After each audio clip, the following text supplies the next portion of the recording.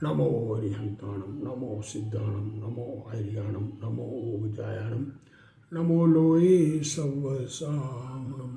मंगलम भगवान वीरो, मंगलम गौतमो गणी, मंगलम कुंद कुंदार्यो, जैन धर्मोस्तु मंगलम।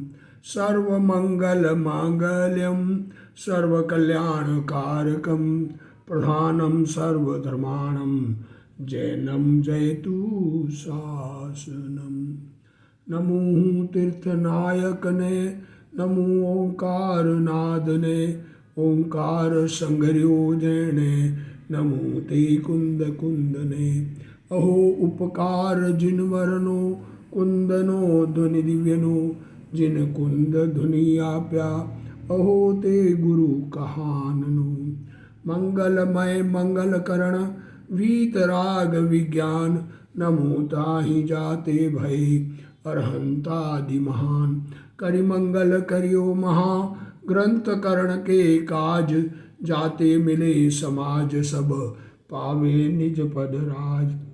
बहुविधि मिथ्या गहन करी, मलिन भयो निज भाव, ताको होत अभाव है, सहज रूप दर्शाव। मोक्ष मार्ग प्रकाशक ग्रंथ का स्वाध्याय पूज्य गुरुदेव श्री के प्रवचन भाग 2, उस पर स्वाध्याय चल रहा है अपना। अन्य मत का चर्चा चल रही है। दूसरे मत जगत में जैन धर्म के अलावा और भी मत बहुत सारे, सबकी अपनी अपनी मान्यता है, सब अपना अपना धर्म बताते हैं। अब हमारी मान्यता के हिसाब से जिनवाणी के अनुसार जो सत्य धर्म है उसको हम बता रहे हैं, और उसमें उससे जो विपरीत है उसका विपरीतपना क्यों झूठा है ये बता रहे हैं। किसी को समझ में आवे, किसी को न आवे, सबकी अपनी अपनी परिणति है। हमारे भावों में जिन मत सत्य भाषित होता है तो हम उसकी चर्चा कर रहे हैं, और उसके अनुसार मोक्ष मार्ग प्रकाशक में पंडित जी ने जो अन्य मत के बारे में कहा वो हम स्वाध्याय कर रहे हैं। अपनी मान्यता उनको जचे तो माने, नहीं जचे तो हमारी बात हमारे पास रही। देखो क्या है, दुनिया में ऐसी मान्यता है कि कोई भगवान है जिसने दुनिया बनाई है, तो उसका निराकरण कर रहे हैं पंडित जी। अब उस ब्रह्म को लोक का कर्ता मानता है। ऐसा लोक का कर्ता कोई है नहीं, पर ऐसी मिथ्या मान कल्पनाएं दुनिया में लोगों को है। माने, हमें कोई से कोई तकलीफ नहीं है, पर वो मान्यता गलत है। क्यों गलत है उसका विवेचन यहाँ किया जा रहा है। समझ में आवे तो समझना। देखो, प्रथम तो ऐसा मानते हैं कि ब्रह्म को ऐसी इच्छा हुई कि एक को हम बहुश्याम, अर्थात मैं एक हूँ सो बहुत होऊंगा। वहाँ पूछते हैं, देखो ऐसी अवस्था हुई ब्रह्म को कि एक हूँ सो बहुत होऊंगा, तो पूछते पूर्व अवस्था में दुखी हो। देखो, एक रहने में कोई तकलीफ थी क्या ब्रह्म को? तो दूसरा बनना चाहे, बहुत होने की इच्छा हो। क्या कहा? एक पने में जिस अवस्था में हम वर्तमान में हैं उसमें हमको तकलीफ लगे तो हम अवस्था बदलना चाहते हैं। सहज रूप से स्वभाव से अवस्था बदलती है, वो अलग बात है। पर ब्रह्म एक था, उसको बहुत होने की इच्छा उत्पन्न हुई, तो एक पने में कोई तकलीफ हुई क्या, ये पूछ रहे। सो ब्रह्म ने एक अवस्था से बहुत रूप होने की इच्छा की, तो उस एक रूप अवस्था में क्या दुख था, तकलीफ क्या थी उसमें? तब वह कहता, तब क्या कहता है निमति, जो ईश्वर को कर्ता मानता है, वो क्या कहता है कि दुख तो नहीं था, ऐसा ही कौतूहल उत्पन्न हुआ। ऐसा ही एक से बहुत हो तो क्या हो जाएगा ऐसा। उसे कहते हैं यदि पहले थोड़ा सुखी हो, पहले कम सुख हो, और कौतूहल करने से बहुत सुख हो, तो कौतूहल करने का विचार करें। क्या कह रहे हैं? अभी हम किसी के साथ हंसी मजाक करते हैं, पहले थोड़ा आराम से हो और मज़ा लेने के लिए हम हंसी मजाक करते हैं। तो ईश्वर को ऐसा हंसी मजाक करने का भाव आया तो उससे कुछ सुख लगा होगा उनको। सो ब्रह्म को एक अवस्था से बहुत अवस्था रूप होने पर बहुत सुख होना कैसे संभव है, और सुख बहुत कैसे हुआ उससे।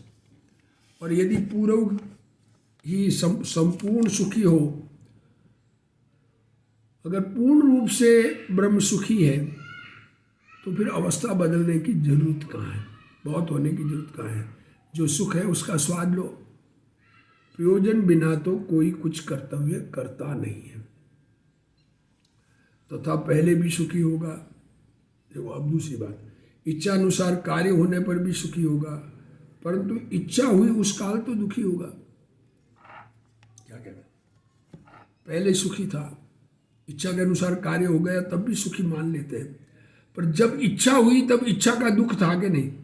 तब वह कहता है ब्रह्म के जिस काल इच्छा होती है उसी काल ही कार्य होता है। क्या कहता है, इच्छा होते ही काम हो जाता है, इसलिए दुखी नहीं होता। वहाँ कहते हैं देखो, इच्छा होते ही कार्य हो जाता है ऐसा कहते हैं। तो स्थूल काल की अपेक्षा तो ऐसा मानो, मेजर बात तो ऐसी लगती है, परंतु सूक्ष्म काल की अपेक्षा तो देखो, इच्छा होते ही इच्छा हुई और फिर कार्य होगा ना, तो गैप होगा कि नहीं होगा। और कार्य का होना युगपत संभव नहीं है। इच्छा तो तभी होती है जब कार्य न हो, नहीं तो इच्छा क्यों होगी। काम नहीं है तभी तो इच्छा हुई, और इच्छा होने के बाद काम हुआ। तो जितनी देर एक सेकंड भी, एक क्षण भी इच्छा के बिना कार्य के रहा, तो उतना दुख तो हुआ ना।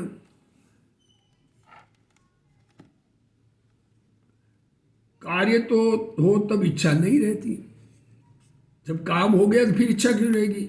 इसलिए सूक्ष्म काल मात्र इच्छा रही तब तो दुखी हुआ होगा, क्योंकि इच्छा है सो ही दुख है, और कोई दुख का स्वरूप नहीं। और कोई दुख का, दुख किसे है, दुख किस बात का है।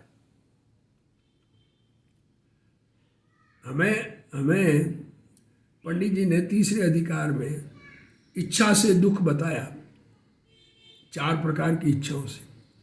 तो दुख तो इच्छा से है ना, अब इच्छा के अलावा कोई दुख का स्वरूप हो तो बताओ। इसलिए ब्रह्म के इच्छा कैसे बने, इसलिए दुखी नहीं होता तो इच्छा हो सकती नहीं। इच्छा हुई तो दुख हुए बिना रहेगा नहीं। फिर वे कहते इच्छा होने पर ब्रह्म की माया प्रकट हुई। इच्छा हुई तो माया प्रकट हुई, वह ब्रह्म को माया हुई तब ब्रह्म भी मायावी हुआ। माया प्रकट हुई तो मायावी हो गया ना, कपटी हो गया। शुद्ध स्वरूप कैसे रहा, जब माया हो गई प्रकट तो माया पैदा हो गई ना, तो शुद्ध ब्रह्म रहा नहीं। तो तब ब्रह्म को और माया को दंडी दंडवत संयोग संबंध है। देखो, ब्रह्म के और माया के, आदमी लकड़ी लेकर खड़ा हो और लकड़ी लड़कने वाला पुरुष, ये दो पुरुष के लकड़ी का संयोग है। तो ऐसा संयोग संबंध है, या अग्नि में गर्मी है वैसा संबंध है, वो समवाय संबंध कहा जाता है। व्यक्ति लकड़ी लेके खड़ा है तो लकड़ी और व्यक्ति दो चीज भिन्न है, और लेके खड़ा है तो वो संयोग है एक। और अग्नि में गर्मी बेसिकली है, अगर अग्नि में गर्मी नहीं है तो अग्नि नहीं है। तो ऐसा अग्नि और उष्णता का समवाय संबंध है। अब जो संयोग संबंध है तो ब्रह्म भिन्न है, माया भिन्न है। अगर संयोग माने लकड़ी और पुरुष की तरह, तो ब्रह्म जुदा रहा और माया जुदी रही, दो चीज हो गई। अद्वैत ब्रह्म कैसे रहा। तथा जैसे दंडी दंड को उपकारी जानकर ग्रहण करता है, लकड़ी किस लिए रखते हैं कि लकड़ी से कुछ मिलेगा, कोई सुरक्षा का उपाय है, कोई भी काटने दौड़ने भाग मारने हमको आएगा तो हम लकड़ी से अपना बचाव करेंगे।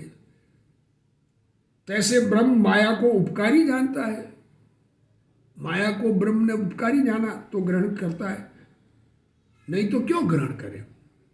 तथा जिस माया को ब्रह्म ग्रहण करे उसका निषेध करना कैसे संभव है। तुम माया का निषेध कहते हो, और ऐसी माया ब्रह्म के ग्रहण करता है, तो ब्रह्म जिसको ग्रहण कर रहा है उसको आप खराब कैसे कहते हो। वह तो उपादेय हुई। तथा यदि समवाय संबंध है तो जैसे अब ये तो दंडी दंडवत संबंध। अब समवाय मीन्स एक में एक पना है। तो जैसे अग्नि का उष्ण तो स्वभाव है, वैसे ब्रह्म का माया स्वभाव ही हुआ। जो ब्रह्म का स्वभाव है उसका निषेध करना कैसे संभव है? ब्रह्म का स्वभाव ही माया करना है, तो छोड़ेंगे कैसे उसको? ये तो उत्तम हुई, जो स्वभाव है वो तो उत्तम होता है। फिर वे कहते हैं कि ब्रह्म तो चेतन है, माया जड़ है। क्या कहते हैं? ब्रह्म चेतन है, माया जड़ है। सो समवाय संबंध में ऐसे दो स्वभाव संभवित नहीं होते। अगर एक में एक पना माने तो दो स्वभाव नहीं हो सकते। जैसे प्रकाश और अंधकार एकत्र कैसे संभव है? एक जड़ और एक चेतन, तो दो चीज का एक रूप संबंध नहीं हो सकता। पानी में जैसे ठंडापन है और अग्नि में जैसे उष्णपन है, नमक में जैसे खारापन है, तो वो दो चीज में जुदा जुदा संबंध संभव नहीं है। जैसे प्रकाश हो तो अंधेरा नहीं होगा, क्योंकि दो चीजें हैं तो अलग अलग होगी, दोनों जुदी रहेगी। तो तब वह कहता है माया से ब्रह्म आप तो ब्रह्म रूप होता नहीं है।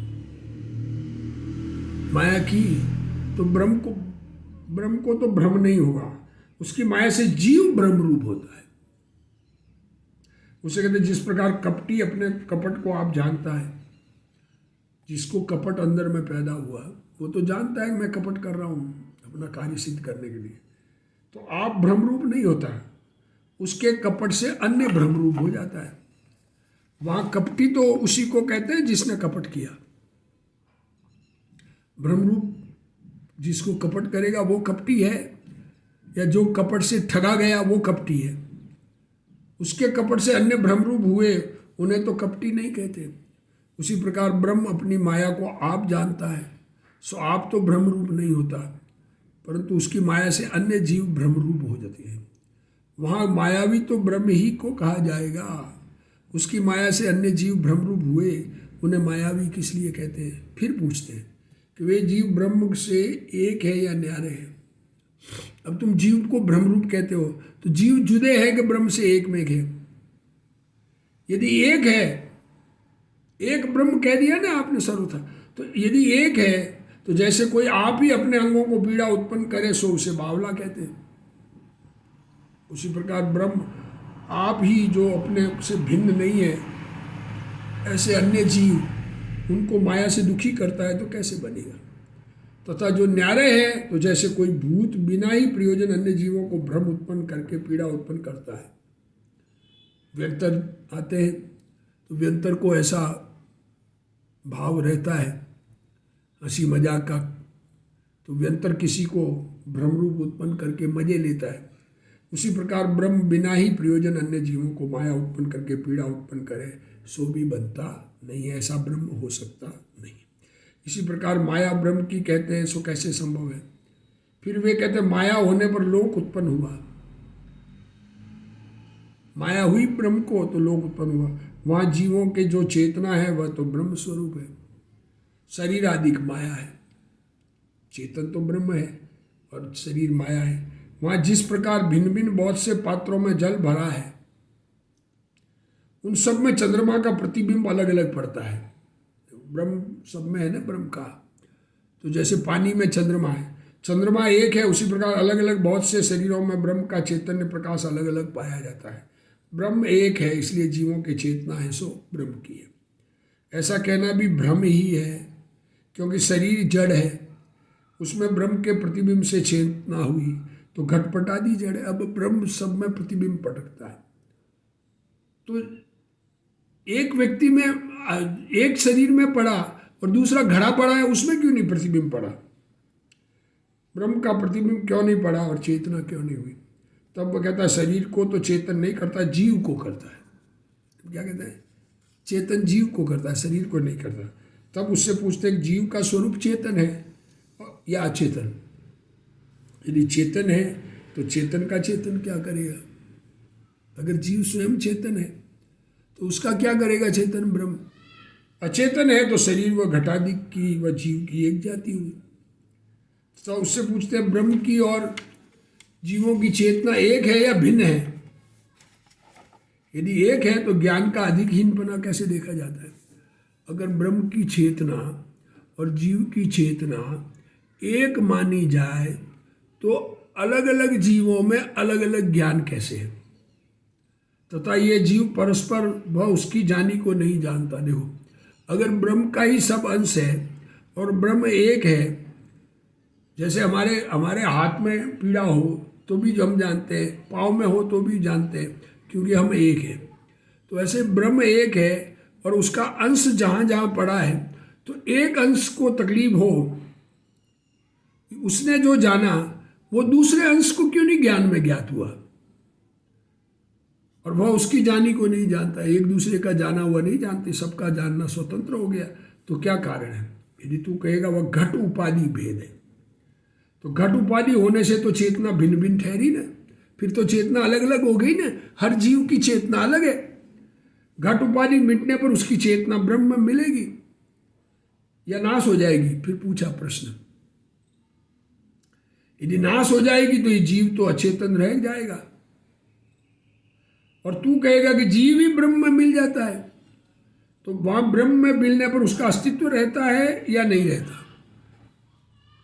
जीव ब्रह्म में मिल गया तो अपना अस्तित्व जीव अलग रखता है कि ब्रह्ममय हो गया, तो वापस ब्रह्म में से नया अंश निकलेगा, तो वो जीव तो खत्म हो गया। यदि अस्तित्व रहता है तो यह रहा, अगर रहे तो, और इसकी चेतना इसके रही, ब्रह्म में क्या मिला? और यदि अस्तित्व नहीं रहता है तो उसका नाश ही हुआ, ब्रह्म में कौन मिला? और यदि तू कहेगा ब्रह्म की और जीवों की चेतना भिन्न है, ब्रह्म की चेतना और जीव की चेतना भिन्न है, तो ब्रह्म और सर्व जीव आप ही भिन्न भिन्न ठहरे, ये हमारी मान्यता है। सारे जीव, अनंत जीव दुनिया में सब स्वतंत्र अपना अपना अस्तित्व धारण करता है। इस प्रकार जीवों की चेतना है सो ब्रह्म की है, ऐसा भी नहीं बनता, ब्रह्म की नहीं बनती। सब स्वतंत्र जीव अपने अपने अस्तित्व को लिए हुए हैं। शरीर आदि के माया के कहते हो, सो माया ही हाड़ मांस आदि रूप होती है। अब तुम शरीर को माया का कहते हो, या माया के निमित्त से और कोई अनुरूप होता है? यदि माया ही होती है तो माया के वर्ण गंध आदि पहले ही थे या नवीन हुए? अब तुम कहते हो माया शरीर रूप हुई है, तो शरीर माया है, तो माया में ये हाड़ मांस आदि है, तो इसमें स्पर्श रस गंध वर्ण है कि नहीं? यदि पहले ही थे तो पहले तो माया ब्रह्म की थी। ब्रह्म अमूर्तिक है, वहाँ वर्णादि कैसे संभव है? ब्रह्म में ये स्पर्श रस गंध वर्ण कैसे संभव है? इसका मतलब स्पर्श रस गंध वर्ण वाला पदार्थ जुदा है, जिसको हम पुद्गल कहते हैं। उसका एक स्कंद रूप पर्याय जो अवस्था है वो शरीर बना है। तो अगर तुम कहते हो तो ब्रह्म के वर्णाधिक नहीं हो सकते, और यदि नवीन हुए तो अमूर्तिक का मूर्तिक हुआ, नया हो जाए तो फिर अमूर्तिक से मूर्तिक बन गया, तथा तब अमूर्तिक स्वभाव शाश्वत नहीं ठहरा, परमानेंट नहीं हुआ। और यदि कहेगा कि माया के निमित्त से और कोई होता है, तब और पदार्थ तो तू ठहराता ही नहीं, तुम कहते ही नहीं और पदार्थ है ही नहीं। पुद्गल है ना, दो हो गए ना, फिर हुआ कौन? यदि तू कहेगा नवीन पदार्थ उत्पन्न होता है, नया उत्पन्न होता है, तो वह माया से भिन्न उत्पन्न होता है, अभिन्न उत्पन्न होता है। अब माया से भिन्न उत्पन्न हो तो मायामयी शरीर आदि किस लिए कहता है? वे तो उन पदार्थमय हुए, ये माया से नहीं हुए, फिर तो जुदे हो गए ना। जो पदार्थ नया उत्पन्न हुआ वो, और अभिन्न हुए तो माया ही तद्रूप हुई। नवीन पदार्थ उत्पन्न किस लिए कहते हो? क्या कह रहे हो? कुछ भी बको। माया से पदार्थ हो गया, तो माया तो ब्रह्म की थी, ब्रह्म अमूर्तिक था, तो मूर्तिक कैसे हो गया? स्पर्श रस गंध वर्ण कहाँ से आ गए? और स्पर्श रस गंध वर्ण वाला जुदा पदार्थ है, तो जुदा पदार्थ अलग ही रहा, तो वह माया से कहाँ पैदा हुई उसकी? इस प्रकार शरीर आदि माया स्वरूप है, ऐसा कहना भ्रम है। तथा वे कहते हैं माया से 3 गुण उत्पन्न हुए, राजस, तामस और सात्विक। सो यह भी कहना कैसे बनेगा? माया से उत्पन्न हुए, क्योंकि मानादि कसाय रूप भाव को राजस कहते हैं। क्या कहा? प्रेस्टीज इश्यू जिसको बनती है, जो अपने आप को बड़ा दिखाना चाहता है, उसको कहते हैं राजस। ऐसा भाव जीव का, जो जीव अपने को बड़ा दिखाना चाहता है, जीव के ऐसे भाव को राजस कहते हैं। क्रोधादि कसाय रूप भाव को तामस कहते हैं।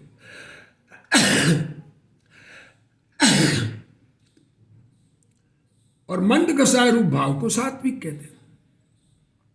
क्रोध रूप परिणाम तामस, मान रूप परिणाम राजस, और कसाय मंद हो तो सात्विक, ऐसा दुनिया में कहते हैं। सो यह भाव तो चेतना में प्रत्यक्ष देखे जाते हैं, ये भाव तो आत्मा में दिखते हैं। और माया का स्वरूप जड़ कहते हो, तो जड़ से यह भाव कैसे उत्पन्न होंगे? यदि जड़ के भी हो तो पाषाण आदि के भी होंगे। अगर जड़ में यह भाव उत्पन्न हो तो फिर पत्थर में भी होना चाहिए ना प्रेस्टीज। परंतु चेतना स्वरूप जीवों ही के भाव दिखते हैं, इसलिए यह भाव माया से उत्पन्न नहीं है।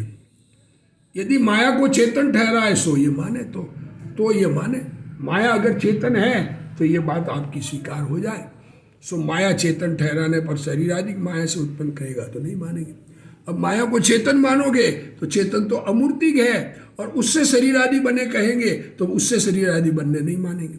इसलिए निर्धार कर ब्रह्म रूप मानने से लाभ क्या है। इसलिए निर्णय करो, जगत में भिन्न पदार्थ है, कुछ पदार्थ चेतन है, कुछ अचेतन है। पुद्गल जो स्पर्श स्कंद वाला दिखता है, ये पुद्गल से बने हुए हैं। पुद्गल के परमाणुओं का स्कंद है और जीव चेतन रूप जुदा है। ऐसा दो पदार्थ भिन्न भिन्न स्वीकार करे। इन दो के अलावा भी पदार्थ है, पर वर्तमान में अभी को और समझ नहीं आवे, तो ये पुद्गल की पर्याय अलग है और जीव की पर्याय अलग है। तो तब ये कहते हैं उन गुणों से ब्रह्मा विष्णु महेश ये तीन देव प्रकट हुए। क्या कहते हैं? राजस, तामस और सात्विक, इन गुणों से ब्रह्मा विष्णु महेश प्रकट हुए, तीन देव प्रकट हुए। कैसे संभव है? क्यों कि गुणवान पुरुष में गुण होते हैं। व्यक्ति वस्तु गुणवान हो उसके गुण होते हैं। गुण से कोई चीज पैदा कैसे होगी? गुणी से तो गुण होता है, गुण से गुणी कैसे उत्पन्न होगा? पुरुष से तो क्रोध होगा, क्रोध से पुरुष कैसे उत्पन्न होगा? फिर इन गुणों की तो निंदा करते हैं। फिर ये तो क्रोध मान तो निंदा के पॉइंट है, हटाने लायक पॉइंट है। इनसे उत्पन्न हुआ ब्रह्मादि को पूज्य कैसे माना जाता है? तथा गुण तो मायामयी है और इन्हें ब्रह्म के अवतार कहा जाता है। ये मायामयी कपट वाले, और इनसे कहते हो ब्रह्म हुआ, सो ये तो माया के अवतार हुए। इनको ब्रह्म का अवतार कैसे कहा जाता है? तथा यह गुण जिनके थोड़े भी पाए जाते हैं उन्हें तो छुड़ाने का उपदेश देते हैं। क्रोध मान माया लोभ ये कषाय के परिणाम जिनके पाए जाते हैं, उपदेश ये दिया जाता है कि इनको छोड़ो। और जो इन्हीं की मूर्ति उन्हें पूज्य कैसे माने? ये कैसा भ्रम है? क्या कह रहे हैं? ये भ्रम कैसा है दुनिया में कि जो चीज हम छोड़ने की बात कर रहे हैं और उस मैं व्यक्ति को हम पूजने की बात करते हैं, तथा उनका कर्तव्य भी देखो। अब तुम पूजने की बात, अब तुम कहोगे नहीं नहीं ऐसा कुछ भी नहीं, तो कहते हैं कि वो कर भी ऐसे ही काम रहे हैं। कौतूहलादिक हंसी मजाक करते हैं, वो स्त्री सेवनादिक स्त्रियों का भोग है, लड़ाई युद्धादिक कार्य करते हैं। सो इन राजसादिक गुणों से ही यह क्रियाएं होती है। ये क्रियाएं जो कही वो ये ऐसे गुणों से ही होती है, इसलिए उनके राजसादिक पाए जाते हैं ऐसा कहो। इन्हें पूज्य कहना, ऐसे गुण वालों को, क्रोध वाले को पूज्य कहना, मान वाले को पूज्य कहना, माया वाले को पूज्य कहना, परमेश्वर कहना तो नहीं बनता। जैसे अन्य संसारी है वैसे ये भी है। जैसे सारी दुनिया में जीव, संसार में जीव कषाय सहित विषय इच्छा कषाय इच्छा वाला है, तो वो विषय कषाय पूज्य नहीं है। तो जिनमें ये बहुतायत में पाए जाते हैं उनको कैसे पूजा जाए? तथा कदाचित तू कहेगा कि संसारी तो माया के अधीन है, सो बिना जाने उन कार्यों को करते हैं। माया ब्रह्मादि के अधीन है, इसलिए वे जानते ही इन कार्यों को करते हैं। लो देखो, दुनिया के जीव तो अनजाने में करते हैं और वो जानकर करते हैं। सो यह भी भ्रम है। क्योंकि माया के अधीन होने से तो काम क्रोध आदि उत्पन्न होते हैं। माया के अधीन होंगे, राग द्वेष मोह वाले होंगे, मोह माया अब जिनके होगी उनके ही तो ये उत्पन्न होते हैं। और क्या होता है? सो इन ब्रह्मादि के तो काम क्रोध आदि की तीव्रता पाई जाती है। काम की तीव्रता से स्त्रियों के वशीभूत हुए, नृत्य गान आदि करने लगे, विह्वल होने लगे, नाना प्रकार कुचेष्टा करने लगे, तथा क्रोध के वशीभूत हुए, अनेक युद्ध आदि करने लगे। गुस्सा आया तो लड़ाई करने लगे किसी पर। मान के वशीभूत हुए तो अपनी उच्चता प्रकट करने के अर्थ अनेक उपाय करने के लिए, क्या कहते हैं, क्रोध से दुनिया को नष्ट करने, लड़ाई करने, मान से दुनिया को नीचा दिखाने, खुद ऊंचा बनने, खुद भगवान अपने आप को स्थापित करने लगे। और माया के वशीभूत हुए तो उनके छल करने लगे, और लोभ के वशीभूत हुए तो परिग्रह संग्रह करने लगे। अंदर में सामग्री इकट्ठा करना, राज्य वैभव इकट्ठा करना, बढ़िया कपड़े आदि पहनना, खूबसूरत दिखना इत्यादि, अधिक क्या कहें। इस प्रकार वशीभूत हुए चीर हरणादि, देखो ऐसे कषाय के वशीभूत होकर क्या काम करते हैं, स्त्रियों के कपड़े छुराए, ये निर्लजों की क्रिया है। और दधी लूटना दी, मक्खन चोर, ये चोरों की क्रिया है, चोरी कह रहे हैं उसको, माखन चोर। तथा रुंड माला धारणा दी, रुंड माला पहनते हैं, ये तो पागलों की क्रिया है। रुंड माला कौन पहने? बहुरूप धारणा दी, बहुत प्रकार के रूप धारण करना, ये भूत की क्रिया है, व्यंतरों की क्रिया है। गाय चराना, अब ग्वालों की क्रिया है, नीच कुल वालों की क्रिया इत्यादि जो निंदिक क्रिया है उनको तो करने लगे। इससे अधिक माया के वशीभूत होने पर क्या क्रिया होती है सो समझ नहीं। हमारी समझ में तो माया के वशीभूत में लड़ाई करना, दूसरों को नीचा दिखाना, दही लूटना, निर्लज बनना, स्त्रियों के वस्त्र चुराना, मक्खन चुराना, ऐसे काम करते हैं तो ये तो माया के वशीभूत ही है। जैसे कोई मेघ पटल सहित अमावस्या की रात्रि को अंधकार रहित माने, आकाश में बादल है, अंधेरा है घोर, और कहे कि अंधेरा नहीं है। उसी प्रकार बाह्य कुचेष्टा सहित बाहर में कुचेष्टा खुद ही बताते भगवान की चेष्टा है, भगवान की क्रिया है, हमने नहीं बताई। जो उनको मानने वाले ही उनकी क्रियाएं बताते हैं। और तीव्र काम क्रोध आदि के धारी ब्रह्मादि को माया रहित मानना है। फिर वह कहता है इनको काम क्रोध आदि व्याप्त नहीं होते, क्या कहते हैं, उनके अंदर नहीं घुसते। यह भी परमेश्वर की लीला है, भगवान तो लीला करते हैं। इससे कहते हैं ऐसे कार्य करता है, वे इच्छा से करता है या बिना इच्छा के करता है। अब ये जब काम करेंगे तो ऐसी इच्छा थी या नहीं? यदि इच्छा से करता है तो स्त्री सेवन की इच्छा का नाम काम है। अगर खुद की इच्छा से करता है तो स्त्री सेवन का नाम ही तो काम भाव है। और युद्ध करने की इच्छा ही का नाम क्रोध है। लड़ाई करना, क्रोध में लड़ाई करता है इत्यादि, इसी प्रकार जानना। और यदि बिना इच्छा करता है तो स्वयं जिसे न चाहे ऐसा कार्य तो परवश होने पर ही होता। खुद नहीं चाहता और काम करे तो अपने वश नहीं है, कंट्रोल खुद पर नहीं रहा, सो परवश पना भगवान के कैसे हो सकता है? तत्व लीला बतलाता है। सो परमेश्वर अवतार धारण करके इन कार्यों की लीला करता है। भगवान अवतार धारण करके ये सब काम करे तो अन्य जीवों को इन कार्यों से छुड़ाकर मुक्त करने का उपदेश किस लिए देते हैं? खुद ही ये काम करने लगते हैं तो दूसरों को उपदेश क्यों दे रहे हैं? खुद गुरुजी काम करे और चेले को कहे नहीं करना। क्षमा, संतोष, शील, संयम आदि उपदेश सर्व झूठा हुआ। फिर ये कहता है परमेश्वर को तो कुछ प्रयोजन है नहीं। लोक रीति की प्रवृत्ति के अर्थ व भक्तों की रक्षा, दुष्टों का निग्रह। देखो क्या करें, लोक प्रवृत्ति के लिए करते हैं, इसके अर्थ अवतार धारण करते हैं। देखो इसलिए अवतार किस लिए धारण करते हैं कि भक्तों की रक्षा के लिए और दुष्टों को नष्ट करने के लिए। तो पूछते हैं प्रयोजन बिना चींटी भी कार्य नहीं करती। एक चींटी भी दाना चाहिए इसलिए कार्य करती है, बिना अज्ञानी है वो, 3 इंद्रिय का प्राणी है। परमेश्वर किस लिए करेगा जो सर्व ज्ञान संपन्न कहते हो। तो तूने प्रयोजन भी कहा कि लोक रीति की प्रवृत्ति का अर्थ करता है। सो कोई पुरुष आप कुचेष्टा से अपने पुत्रों को सिखाए, देखो ये खुद लोक रीति के लिए किया तो खुद ऐसा काम करे और वे और दुनिया अपने बेटों को सिखावे खुद करके और वे उस चेष्टा रूप प्रवर्ते तब उनको मारे, तो ऐसे पिता को भला कैसे कहेंगे। उसी प्रकार ब्रह्मादि आप काम क्रोध रूप चेष्टा से अपने उत्पन्न किए लोगों को प्रवृत्ति कराए और वे लोग उस प्रकार प्रवृत्ति करे तब उन्हें नरकादि में डाले। क्या कह रहे हैं, जो काम खुद कर रहे हैं भगवान उसी काम को सामान्य जन करे तो उनको नरक में डालते हैं।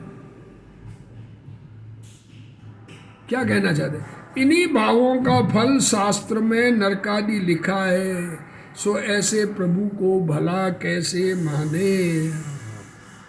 अब और भी किस प्रकार का प्रयोजन कहते हैं उसके बारे में चर्चा चलेगी। अभी जिनवाणी स्तुति।